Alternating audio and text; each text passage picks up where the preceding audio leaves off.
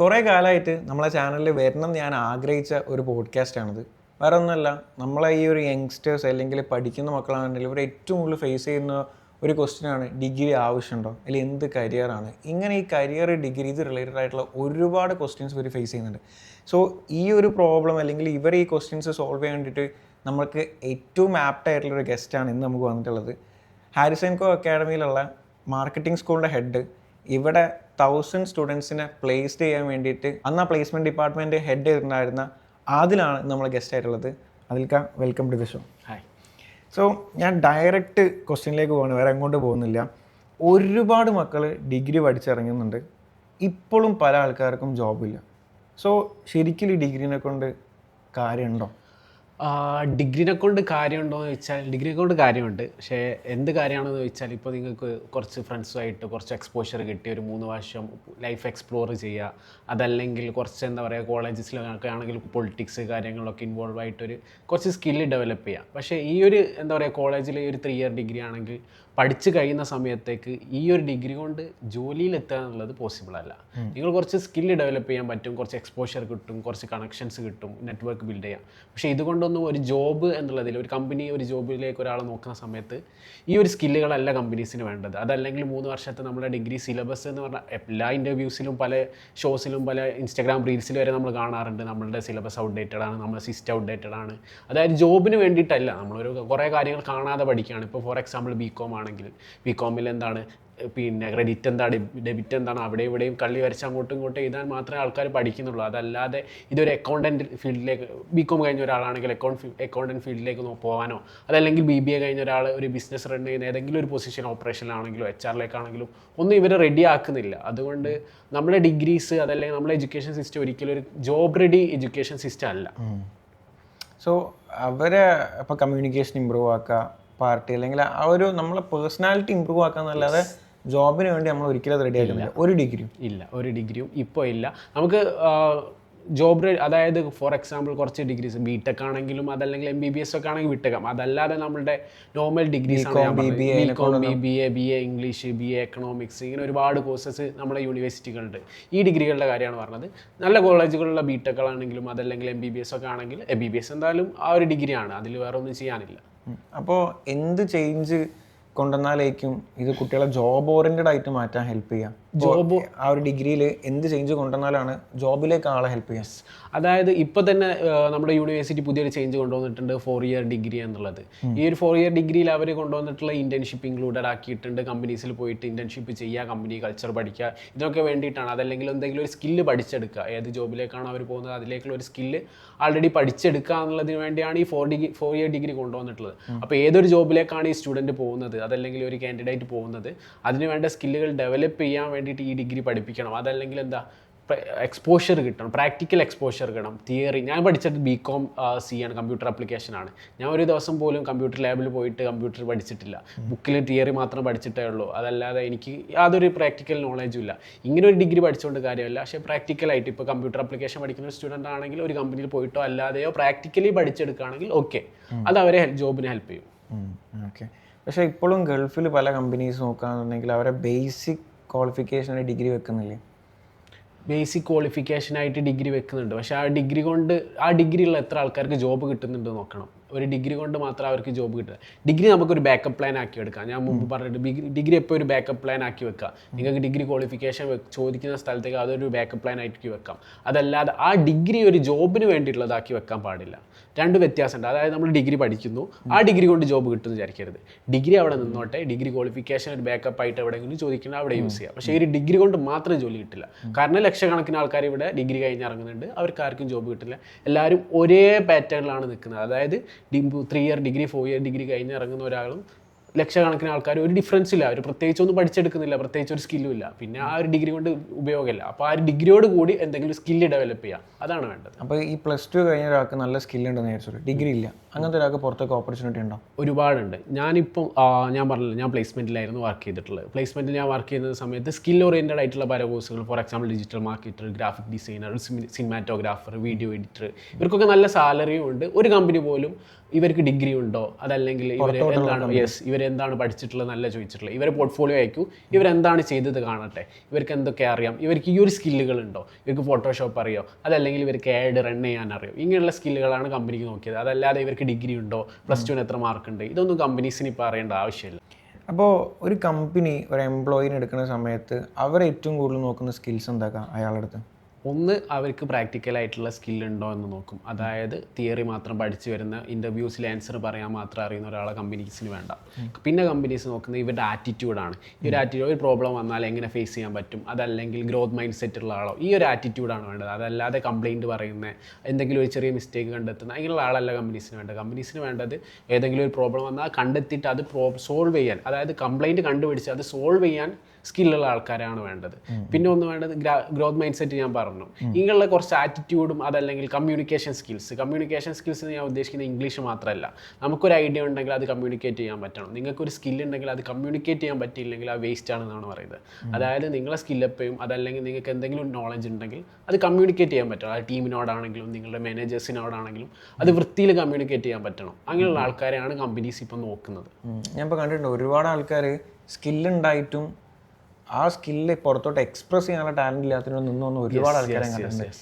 So ഈ communication ചോദിക്കുന്നത് പറയുകയാണ്, ഇംഗ്ലീഷ് ശരിക്കും ആവശ്യമുണ്ട്. പല ആൾക്കാരും പറയുന്നുണ്ട് ഇംഗ്ലീഷ് ആവശ്യമില്ല എന്ന് പറയുന്നവരുണ്ട്, ഒരു കാറ്റഗറി ഇംഗ്ലീഷ് നിർബന്ധമാണെന്ന് പറയുന്ന കാറ്റഗറി ഉണ്ട്. റിയൽ വേൾഡിൽ ശരിക്കും എന്താണ് അതിൻ്റെ? നമ്മൾ പലപ്പോഴും ഇൻസ്റ്റാഗ്രാമിലും അവിടെ ഇവിടെ ഒക്കെ കണ്ടിട്ടുണ്ടാവും, ഇംഗ്ലീഷ് എന്താ പറയുക ഒരു ലാംഗ്വേജ് മാത്രമാണ്, അതല്ലെങ്കിൽ സ്കില്ലുള്ള ഒരാൾക്ക് ലാംഗ്വേജ് വേണമെന്നില്ല, കമ്മ്യൂണിക്കേഷൻ വേണമെന്നില്ല.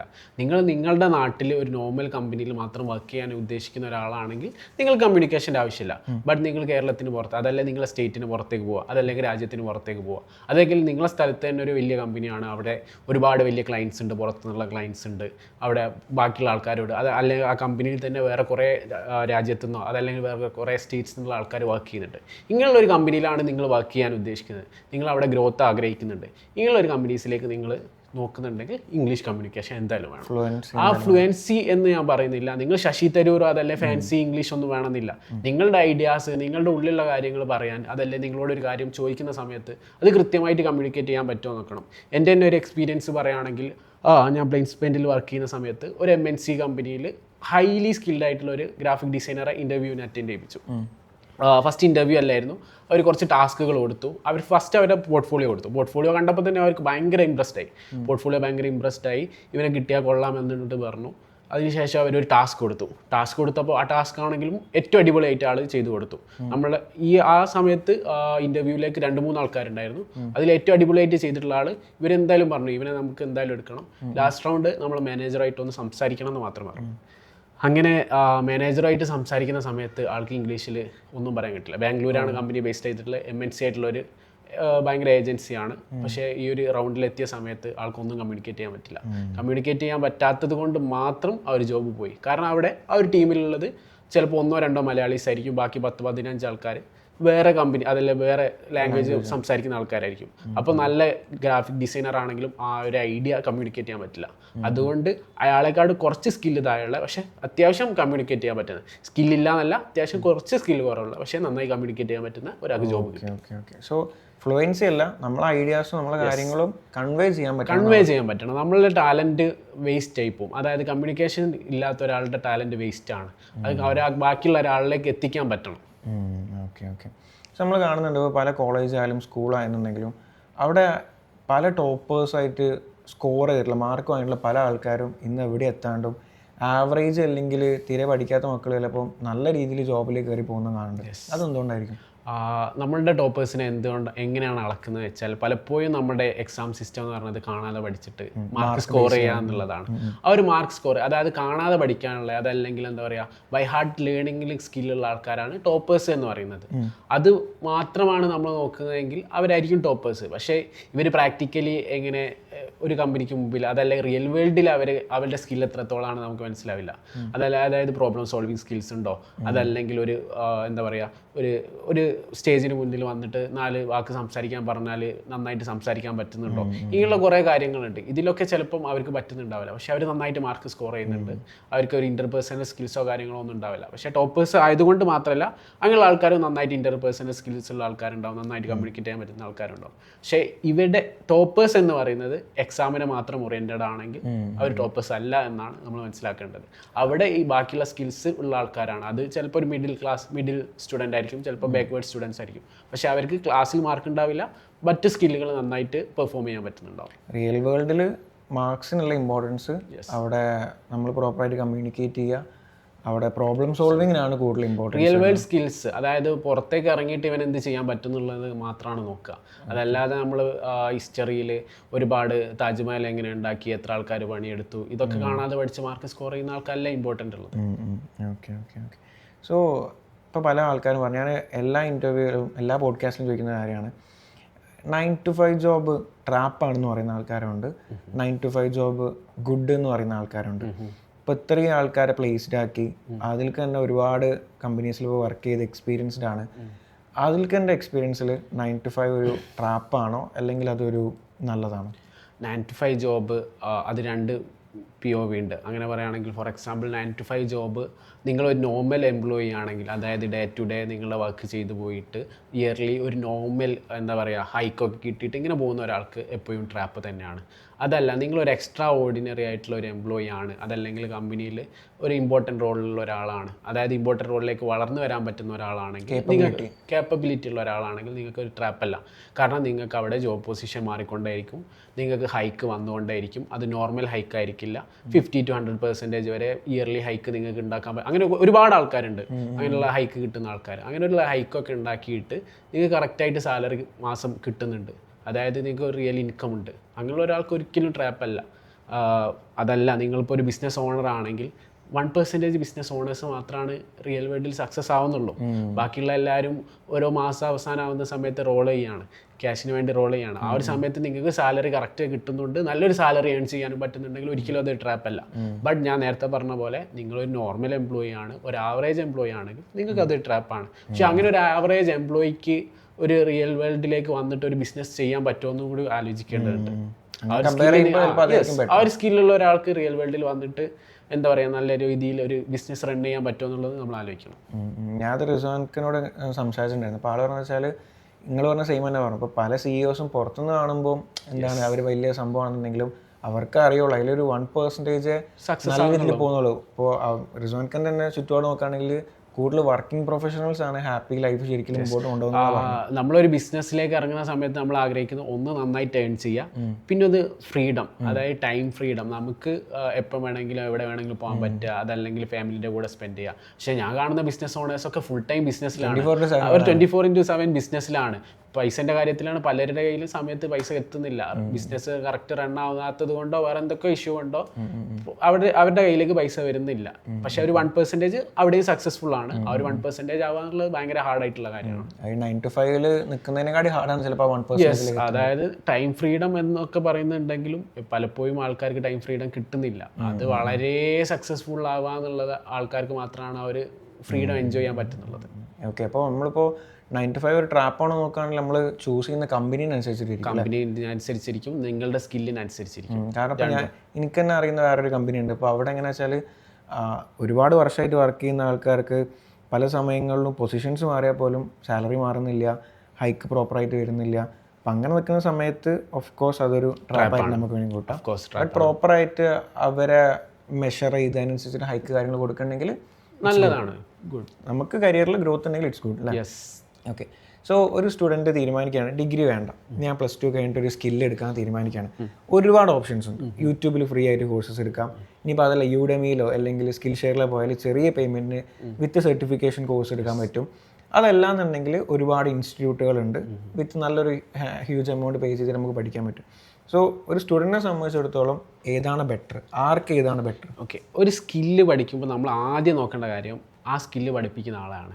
ആ സ്കില്ല് പഠിപ്പിക്കുന്ന ആൾ ആ ഒരു സ്കില്ലിൽ പൈസ ഉണ്ടാക്കിയിട്ടുണ്ടോ നോക്കണം. നമ്മൾ എന്തിനാണ് ഒരു സ്കില്ല് പഠിക്കുന്നത്? നമ്മൾ പൈസ ഉണ്ടാക്കാനാണ്. ആ ഒരു സ്കില്ല് ഉപയോഗിച്ച് അവരുടെ ലൈഫിൽ പൈസ ഉണ്ടാക്കിയിട്ടുണ്ടോ, അതല്ലെങ്കിൽ ഇപ്പോൾ പൈസ ഉണ്ടാക്കുന്നുണ്ടോ, അവർ ആ സ്കില്ല് യൂസ് ചെയ്യുന്നുണ്ടോ, അതല്ലാതെ അവർ ആ സ്കില്ല് പഠിപ്പിക്കാൻ തന്നെയാണ് യൂസ് ചെയ്യുന്നത്. പല സ്ഥലത്ത് ഞാൻ കണ്ടിട്ടുണ്ട് ഒരു സ്കില്ല് പഠിച്ചെടുത്തിട്ട് ആ സ്കില്ല് പഠിപ്പിച്ചു കൊടുക്കുക.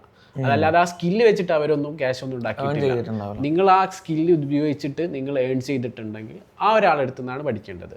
ഓക്കെ. പിന്നെ ഒന്ന് ഇപ്പോൾ ഇൻസ്റ്റിറ്റ്യൂഷൻസ് നോക്കുകയാണെങ്കിൽ ആ ഇൻസ്റ്റിറ്റ്യൂഷൻസിൽ അവരവരുടെ സ്റ്റുഡൻസിനെ ഹയർ ചെയ്യുന്നുണ്ടോ? ആ ഹയർ ചെയ്താൽ മാത്രം പോരാ. ചില ഇൻസ്റ്റിറ്റ്യൂഷൻ അവിടെ ഇന്റേൺസ് ആയിട്ടോ അല്ലാതെ പഠിച്ച കുട്ടികളെ അവരെ ഹയർ ചെയ്യുന്നുണ്ടോ? ഹയർ ചെയ്താൽ മാത്രം പോരാ. ആ ഹയർ ചെയ്ത ആൾക്കാർ എത്ര ആൾക്കാർ ടീം ലീഡ് പൊസിഷനിലേക്കും ഹയർ പൊസിഷനിലേക്കും ഒക്കെ പോയിട്ടുണ്ടോ നോക്കണം. അതായത് സ്റ്റുഡന്റിനെ സംബന്ധിച്ചിടത്തോളം അതൊക്കെ മനസ്സിലാക്കാൻ പറ്റുമോ? എങ്ങനെ? അതൊക്കെ ജസ്റ്റ് അന്വേഷിച്ച് അറിയാൻ പറ്റുന്നേ ഉള്ളൂ. അവിടെ കമ്പനീസിൽ എത്ര ആൾക്കാർ ഹയർ ആയിട്ടുണ്ട്, അത് എന്തായാലും പ്ലേസ്മെന്റ് കാര്യങ്ങളൊക്കെ നോക്കും.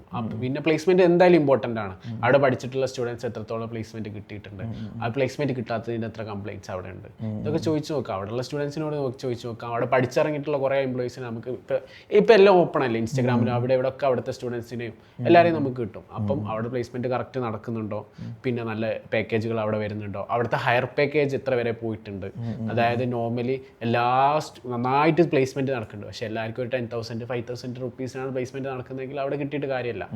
പല കമ്പനീസും അൺപെയ്ഡ് ഇന്റേൺഷിപ്പിന് കയറിയിട്ട് അത് പ്ലേസ്മെന്റ് ആയിട്ട് കൊടുക്കുന്നുണ്ട്. അങ്ങനെയുള്ളതല്ല, നല്ല പാക്കേജ് പോകുന്നുണ്ടോ, ആവറേജ് പാക്കേജ് നോക്കണം, ഹയർ പാക്കേജ് നോക്കണം. ഇതൊക്കെ നടക്കുന്നുണ്ടെങ്കിൽ മാത്രം ആ ഒരു ഇൻസ്റ്റിറ്റ്യൂഷൻ അതല്ലെങ്കിൽ ആ ഒരു സ്കില്ല് നിങ്ങൾക്ക് ആരാണോ പ്രൊവൈഡ് ചെയ്യുക അങ്ങനെയുള്ള ഒരാൾ ചൂസ് ചെയ്യാന്നുള്ളതാണ്. ഞാൻ ചോദിക്കട്ടെ, ഇപ്പോൾ യുഡെമിയിൽ ഞാനിപ്പോൾ ഒരു കോഴ്സ് എടുക്കുകയാണ്, ഡിജിറ്റൽ മാർക്കറ്റിംഗ് തന്നെ കുട്ടികൾ. യുഡെമിയിൽ ഡിജിറ്റൽ മാർക്കറ്റിംഗ് ഉണ്ട്, കുറച്ചും കൂടി ചിലപ്പോൾ സ്ട്രക്ചേർഡ് ആയിട്ട് എവിടെയുണ്ട്. നമ്മളിപ്പോൾ ഹാക്ക് എക്സാമ്പിൾ ആയിട്ട് ഹാക്കയിലും ഈ ഡിജിറ്റൽ മാർക്കറ്റിംഗ് ഉണ്ട്. ഫീസ് കമ്പയർ ചെയ്യുകയാണെങ്കിൽ നല്ല ഡിഫറൻസ് ഉണ്ട്. അപ്പോൾ എന്തുകൊണ്ട് ഒരാൾ ഒരു ഇൻസ്റ്റിറ്റ്യൂട്ട് ചൂസ് ചെയ്യണം? ഓക്കെ, അല്ലെങ്കിൽ ആരാണ് യുഡെമി ചൂസ്? ഞാൻ ഹാക്കിൻ്റെ തന്നെ പറയാം. നിങ്ങളിപ്പോൾ ഒരു സ്കില്ല് പഠിക്കാൻ നോക്കുകയാണ്, ഇപ്പോൾ ഡിജിറ്റൽ മാർക്കറ്റിംഗ് പഠിക്കാൻ നോക്കുകയാണ്. അപ്പോൾ ഡിജിറ്റൽ മാർക്കറ്റിംഗ് ഉള്ള ഒരു പ്രാക്ടിക്കലായിട്ട് നോളജ് കിട്ടേണ്ട ഒരു സ്കില്ലാണ്. അതല്ലെങ്കിൽ ഈ സ്കില്ലുകളൊക്കെ പ്രാക്ടിക്കൽ നിങ്ങൾക്ക് നോളജ് കിട്ടണം, ഗ്രാഫിക് ഡിസൈൻ ആണെങ്കിലും ഡിജിറ്റൽ മാർക്കറ്റിംഗ് ഒക്കെ ആണെങ്കിലും.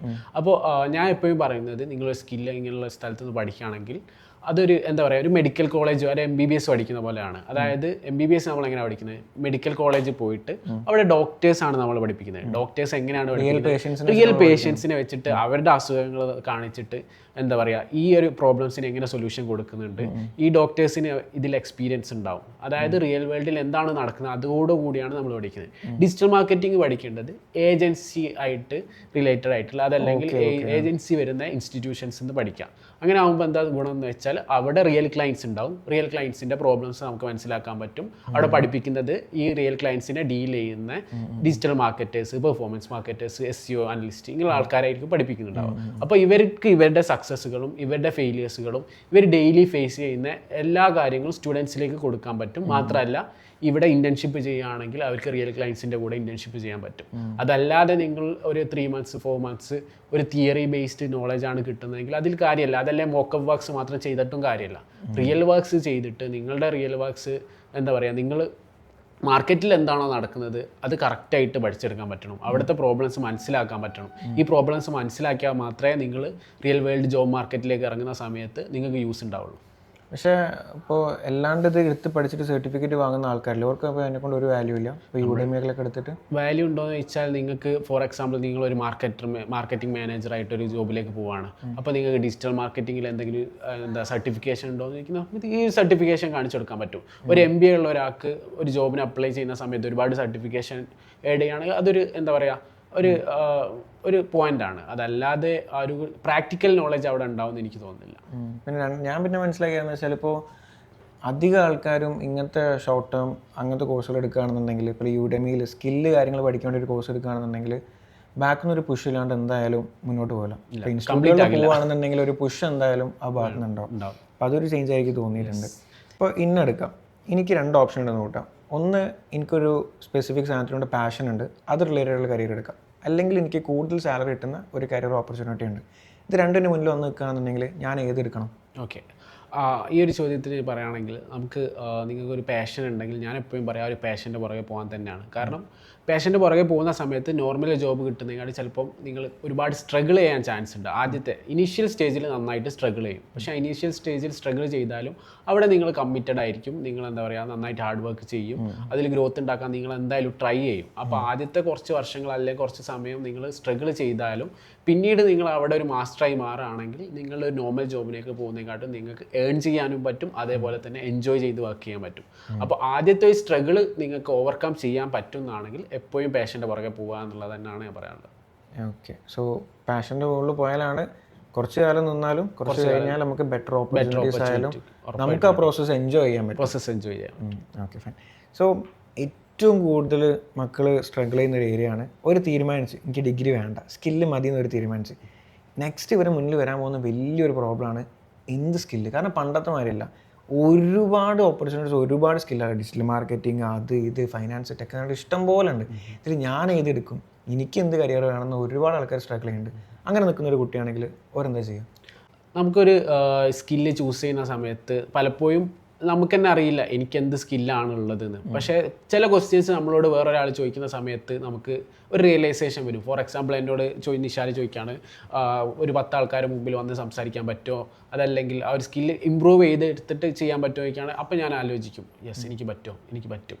പിന്നെ എനിക്ക് എന്താണ്, എനിക്ക് ഒരു ഇരുന്നിട്ട് ചെയ്യുന്ന ജോബാണോ ഇഷ്ടം, അതല്ല ഇങ്ങനെ ട്രാവൽ ചെയ്തുകൊണ്ട്, അതല്ലെങ്കിൽ സഞ്ചരിച്ചുകൊണ്ട് ചെയ്യുന്ന ജോബാണോ എനിക്ക് ഇഷ്ടം, അങ്ങനെയുള്ള കാര്യങ്ങൾ ചോദിക്കുന്ന സമയത്ത് ഞാൻ അപ്പോൾ ആലോചിക്കും. അങ്ങനെ നിങ്ങൾക്ക് നിങ്ങളോട് തന്നെ ചോദിക്കാൻ പറ്റിയില്ലെങ്കിൽ ഒരുപാട് AI ടൂൾസ് ഉണ്ട്, ഒരുപാട് വെബ്സൈറ്റുകളുണ്ട്, അവിടെ കുറച്ച് ടെസ്റ്റുകൾ ഉണ്ടാകും. ആ ടെസ്റ്റുകൾ ചെയ്ത് നോക്കാം നിങ്ങൾക്ക് ഏതിലാണ് താല്പര്യം എന്നുള്ളത്, അതല്ലെങ്കിൽ എവിടെയാണ് നിങ്ങൾക്ക് കൂടുതൽ നന്നായിട്ട് പെർഫോം ചെയ്യാൻ പറ്റുക എന്നുള്ളത്. ഇങ്ങനെയുള്ള AI ടൂൾസൊക്കെ വെച്ചിട്ട് നമുക്ക് ഒരുപാട് മനസ്സിലാവും. ചില ആൾക്കാർക്ക് ടെക്കിലേക്കായിരിക്കും, ചില ആൾക്കാർക്ക് ആർട്ടായിട്ടുള്ള ജോബിലേക്കായിരിക്കും താല്പര്യം, ചില ആൾക്കാർക്ക് മാർക്കറ്റിംഗ് ഫീൽഡിലേക്കായിരിക്കും, ഇങ്ങനെ ഒരുപാട്. ചില ആൾക്കാർക്ക് എന്താ പറയുക ഫിനാൻഷ്യൽ മേഖലകളിലേക്കായിരിക്കും പോകാൻ ഇഷ്ടം.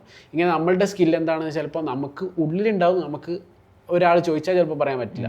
അപ്പോൾ നമുക്കൊരു ഇങ്ങനെയുള്ള ടെസ്റ്റുകൾ ചെയ്താൽ ഒരുപാട് റിസൾട്ട് കിട്ടും. ഇതൊക്കെ ഏജൻസി ഒക്കെ ഉണ്ടല്ലോ അങ്ങനെ. യെസ്, ഒരുപാട് ഏജൻസീസ് ഉണ്ട്. ഇപ്പോൾ ഒരുപാട് AI ടൂൾസ് തന്നെ ഉണ്ട്. ChatGPT-നോട് തന്നെ ചോദിച്ചാൽ മതി, ഞാനിങ്ങനെ ചെയ്തിട്ടുള്ള ഒരാളാണ്, ഞാനൊരു സ്കിൽ കോഴ്സ് ചെയ്യാൻ വിചാരിക്കുന്നുണ്ട്, അപ്പം ഞാൻ എന്നെ എങ്ങനെയാണ് ഇവാലുവേറ്റ് ചെയ്യേണ്ടത് ചോദിച്ചാൽ കുറച്ച് ക്വസ്റ്റ്യൻസ് എന്നെ കൊണ്ട് തരും. അപ്പോൾ അങ്ങനെയുള്ള ചെയ്താൽ മതി. Okay, fine. സോ നമ്മളെ ഓഡിയൻസ് എന്നുള്ളത് ഓൾമോസ്റ്റ് യങ് ആയിട്ടുള്ള ആൾക്കാരാണ്, ഇതേപോലെ കൺഫ്യൂസ്ഡ് ആയിട്ടുള്ള കരിയർ എന്തെടുക്കാൻ നിൽക്കുന്ന ആൾക്കാരാണ്. സോ ഒരു എന്ത് കരിയർ എടുക്കണം, അല്ലെങ്കിൽ ഞാൻ എന്താ ചെയ്യേണ്ടത് സ്റ്റക്കായി നിൽക്കുന്ന ആൾക്കാരാണെന്നുണ്ടെങ്കിൽ അവരോട് അതിൽക്ക് എന്താ പറയുള്ളൂ? നമ്മളിപ്പോൾ ഈ ഒരു സമയത്ത് നോക്കുകയാണെങ്കിൽ AI ടൂൾസൊക്കെ ഒരുപാട് എന്താ പറയുക ഓരോ ദിവസം ഓരോ അപ്ഡേഷൻ കൊണ്ടുവന്നിരിക്കുകയാണ്. നമ്മളിപ്പോൾ കുറേ കാണുന്നുണ്ട്, ജോബ് പല ആൾക്കാർക്കും പോകുന്നുണ്ട്, കമ്പനീസിൽ MNCs നന്നായിട്ട് ലേ ഓഫ് ചെയ്യുന്നുണ്ട്, ഇങ്ങനെയൊക്കെ കാണുന്ന ഒരു സിറ്റുവേഷനാണ്. അപ്പോൾ ജോബ് മാർക്കറ്റിൽ ഇപ്പോൾ എന്താണ് നടന്നുകൊണ്ടിരിക്കുന്നത് ആദ്യം മനസ്സിലാക്കുക. അതായത് ഏത് പൊസിഷനിലേക്കാണ് ഹയറിങ് നടക്കുന്നത്, ഫ്യൂച്ചറിലേക്ക് ഏതൊക്കെ പൊസിഷൻ നിലനിൽക്കും എന്നുള്ളതൊക്കെ നോക്കുക. അതായത് അടുത്ത ഒരു 5 വർഷം കഴിഞ്ഞിട്ട് ഇല്ലാത്തൊരു ജോബാണെങ്കിൽ അതിലേക്ക് നമ്മൾ നോക്കിയിട്ട് കാര്യമില്ല. അതായത് ഈ ഒരു സ്കില്ല് ഞാൻ പഠിച്ചെടുത്താൽ, അതല്ലെങ്കിൽ ഈ ഒരു കോഴ്സ് ഞാൻ ചെയ്ത് കഴിഞ്ഞാൽ അടുത്ത എത്ര വർഷത്തോളം എനിക്ക് ആ ഒരു ഫീൽഡിൽ തുടരാൻ പറ്റും, അതല്ലെങ്കിൽ ഇവിടെ എത്ര ടൂൾസ് വന്നു കഴിഞ്ഞാലും എൻ്റെ സ്കില്ല് ഇമ്പോർട്ടൻ്റ് ആണോ. എന്തായാലും AI ടൂൾസ് എല്ലാത്തിലേക്കും വരും, പക്ഷേ ആ ഒരു സ്കില്ല് ഉള്ള ആൾക്കാരെ ചിലപ്പം അവിടെ ഇതാക്കിയെടുക്കാൻ പറ്റില്ല. പിന്നെ ഈ സ്കില്ല് പഠിക്കുന്ന സമയത്ത് തന്നെ അപ്ഡേറ്റഡ് ആയിട്ട് ഇരിക്കുകയും വേണം. അതായത് ഞാൻ ഒരു സ്കില്ല് പഠിച്ചു കഴിഞ്ഞു, ഞാൻ ഇപ്പോൾ ഡിജിറ്റൽ മാർക്കറ്റിംഗ് പഠിച്ചു കഴിഞ്ഞു, ഒരു 5 മാസത്തെ 6 മാസത്തെ കോഴ്സ് ഞാൻ പഠിച്ചു കഴിഞ്ഞു, ഓക്കെ എനിക്ക് ജോലി കിട്ടി, ഞാൻ ജോലിയിൽ ഇങ്ങനെ കണ്ടിന്യൂ ചെയ്യുകയാണെങ്കിൽ കാര്യമില്ല. നമ്മളെപ്പോഴും അപ്ഡേറ്റഡ് ആയിട്ട് ഇരിക്കണം. അതായത് യെസ്, ഓഫ് കോഴ്സ് കഴിഞ്ഞ ഒരു മാസം മുമ്പത്തുള്ള പിന്നെ എന്താ പറയുക അപ്ഡേഷൻസ് ആയിരിക്കില്ല നെക്സ്റ്റ് മന്തിലേക്ക് വരുന്നുണ്ടാവുക, അതല്ലെങ്കിൽ ഇപ്പോൾ നടക്കുന്നുണ്ടാവുക. ഇപ്പോൾ മെറ്റയിലൊക്കെ ആണെങ്കിൽ നമ്മൾ കുറേ കാണാറുണ്ട്, കഴിഞ്ഞ മാസം ഓരോ അപ്ഡേഷൻസ് വന്നു. ആ ഒരു അപ്ഡേഷൻസ് വരുന്ന സമയത്ത് അത് പഠിച്ചെടുക്കാൻ പറ്റില്ല, അതല്ലെങ്കിൽ അവിടെ എന്താണ് നടക്കുന്നത് മനസ്സിലാക്കിയിട്ടില്ലെങ്കിൽ നിങ്ങൾ എന്തായാലും പുറത്താക്കപ്പെടും, അതല്ലെങ്കിൽ നിങ്ങൾ ജോലി പോകും, നിങ്ങൾക്ക് ഇമ്പോർട്ടൻസ് ഉണ്ടാവില്ല. അപ്പോൾ എപ്പോഴും അപ്ഡേറ്റഡ് ആയിരിക്കുക, എന്നാൽ മാത്രമേ നിങ്ങൾ ഒരു ജോബിലാണെങ്കിലും ഒരു ഫീൽഡിൽ നിങ്ങൾക്ക് എന്തായാലും ഇമ്പോർട്ടൻസ് ഉണ്ടാവുള്ളൂ. ഇപ്പോൾ ഒരു കരിയർ ചൂസ് ചെയ്യുകയാണെങ്കിൽ 5 കൊല്ലം കഴിഞ്ഞാൽ ഉണ്ടോ എന്നുള്ളത് ഉറപ്പിക്കണം. എപ്പോഴും ഓൾവേസ് അപ്സ്കിൽ ചെയ്തുകൊണ്ടേ ഇരിക്കണം. അതല്ല ഞാൻ ഒരു കോഴ്സ് ചെയ്ത് എൻ്റെ ലൈഫ് സെറ്റായി വിചാരിച്ചാൽ ഒരിക്കലുമില്ല. മറ്റേ ആഡിൽ പറയുന്ന പോലെ 21ാം വയസ്സിൽ ലൈഫ് സെറ്റ് ആവാന്ന സംഭവമൊന്നുമില്ല. നിങ്ങൾ സ്കിൽ എപ്പോഴും ഡെവലപ്പ് ചെയ്തുകൊണ്ടേയിരിക്കണം, അപ്ഡേറ്റ് ചെയ്തുകൊണ്ടേയിരിക്കണം. അതല്ലെങ്കിൽ നിങ്ങളൊരു മേഖലയിൽ നിന്ന് പെട്ടെന്ന് തന്നെ ഔട്ടായി പോകും. ഓക്കെ, സോ എനിവേ നമ്മളെ ഓഡിയൻസിന് ഒരുപാട് ക്വസ്റ്റ്യൻസ് അല്ലെങ്കിൽ അവരുടെ ഉള്ളിലുള്ള ഒരുപാട് കാര്യങ്ങൾക്കൊരു ക്ലാരിറ്റി കിട്ടിയെന്ന് വിചാരിക്കുകയാണ്. ഇനി എന്തൊരു സംശയം ഉണ്ടെന്നുണ്ടെങ്കിലും നിങ്ങൾ ചോദിക്കുക, അതിനെന്തായാലും നമ്മൾ മറുപടി തരുന്നതായിരിക്കും.